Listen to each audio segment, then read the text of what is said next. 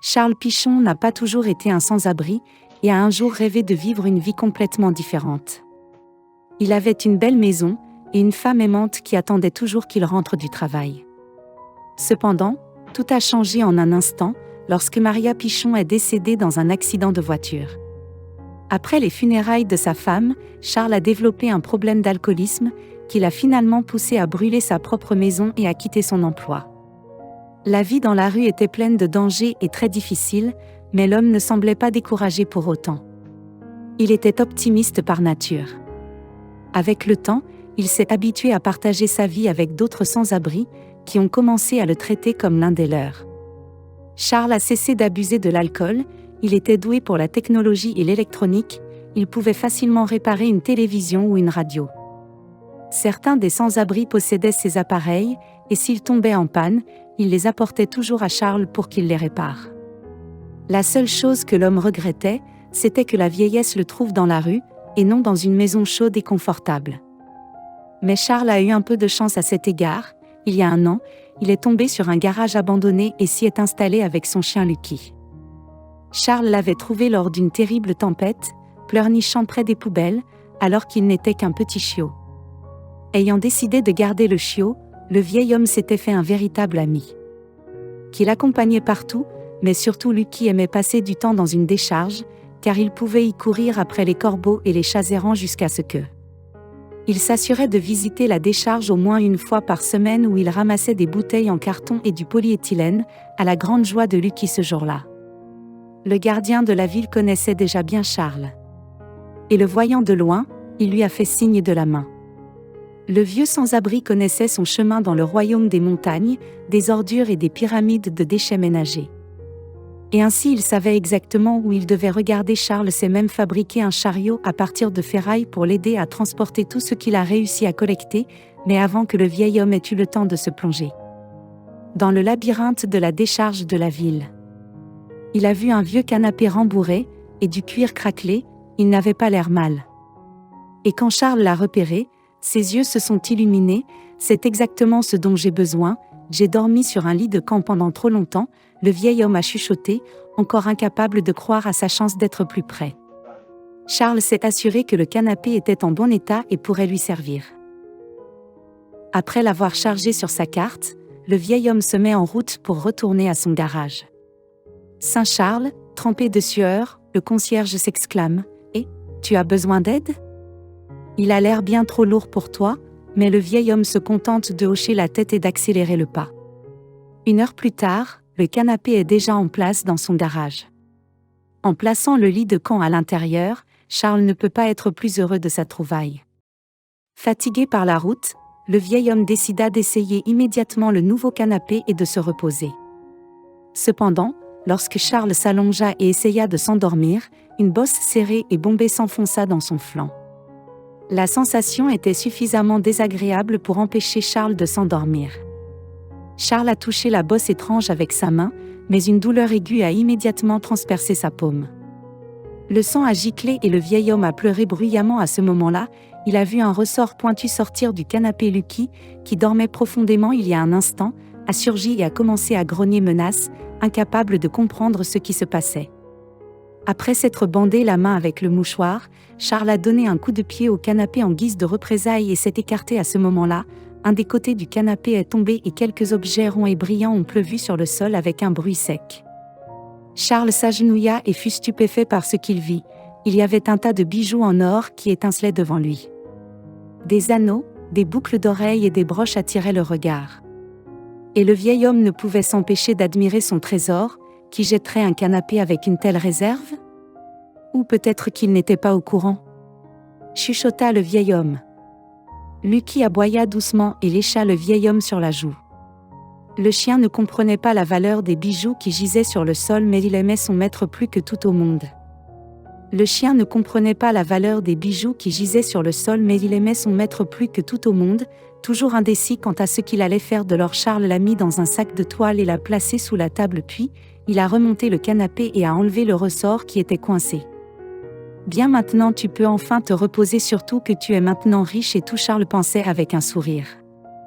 Mais faire une sieste n'était pas dans les cartes pour lui. Avant, le vieil homme a eu le temps de fermer les yeux. Il a eu la visite de Roméo, qui était bénévole dans un centre qui aidait les sans-abri et les personnes dans des situations de vie difficiles.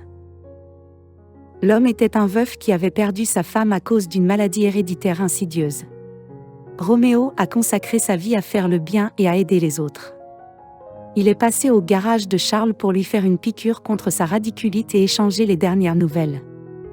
Il a apprécié de parler avec le vieil homme, dont l'esprit et la mémoire étaient toujours aussi vifs. En voyant le nouveau canapé dans le garage de Charles, les volontaires ont souri et ont commenté la nouvelle addition à sa maison. Il a l'air bien et confortable, mais très vieux. France a ajouté en donnant à Charles un pouce en l'air. Cependant, le volontaire a rapidement remarqué que quelque chose dérangeait le vieil homme et a immédiatement demandé quoi. C'était, je ne sais pas comment le dire, j'ai trouvé un trésor à l'intérieur du canapé, enfin pas un trésor exactement, mais la cachette de quelqu'un. Charles a répondu et a pris le sac de toile sous la table. Roméo a été très surpris de voir le contenu du sac. Mon Dieu, ça fait beaucoup de bijoux, s'est exclamé le bénévole, et je ne sais pas ce que je dois en faire. J'essaie de trouver qui a jeté le canapé. Charles est perplexe. Roméo secoue la tête dubitativement et partage son point de vue sur la situation. Je ne pense pas qu'il faille se précipiter pour le vendre. N'oublie pas que tu es un sans-abri qui vit dans un garage abandonné, on pourrait facilement t'accuser de l'avoir volé et te l'enlever. Charles regarde Roméo et comprend vite qu'il avait raison. Le lendemain, les deux amis se rendent à la décharge municipale, où ils parlent aux gardiens et à plusieurs éboueurs. Roméo et Charles ont réussi à découvrir que le canapé avait été apporté à la décharge par une vieille femme qui vivait au coin de Park Street. C'est un bon début, je pense que nous devrions rendre visite à cette femme et lui poser des questions sur le canapé, a suggéré Roméo sur le chemin du retour de la décharge. Charles a hoché la tête de manière approbative. Bientôt il se trouvait déjà à côté de la maison délabrée et disgracieuse qui ne semblait pas appartenir à une personne aisée. Roméo et le vieil homme échangèrent des regards confus et frappèrent résolument à la porte. Quelques minutes plus tard, ils entendirent le cliquetis de la serrure rouillée et une femme aux cheveux gris apparut dans l'embrasure de la porte. Elle ressemblait vaguement à une sorcière de conte de fées. « Ansel et Gretel, que voulez-vous ? Je n'ai pas d'argent, je ne vous achèterai rien, sortez d'ici avant que j'appelle la police », dit la vieille femme au lieu de saluer Roméo, qui était abasourdi par une telle insolence, mais Charles avait déjà l'habitude d'être. Il a donc répondu que nous n'essayons pas de vous vendre quoi que ce soit, mais que nous sommes intéressés par le canapé que vous avez jeté récemment. La vieille femme a fait la grimace. Et ses lèvres se sont étirées en un sourire méchant. Finalement, la femme a répondu: canapé. Je n'en avais pas besoin, il appartenait à ma nièce, je me suis occupée d'elle après la mort de ma sœur.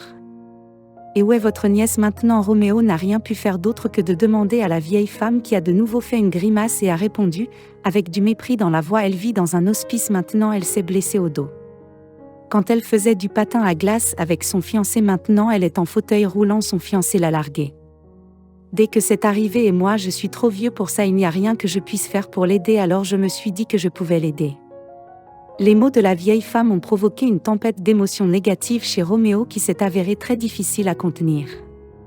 Comprenant ce que ressentait le bénévole, Charles a dit au revoir à la vieille femme et a pris son ami à part. Comment est-ce possible d'envoyer sa propre nièce vivre sa vie dans un hospice ? s'est exclamé Roméo. La nièce de la vieille femme s'est avérée être une très jolie jeune femme nommée Clara, âgée d'environ 25 ans.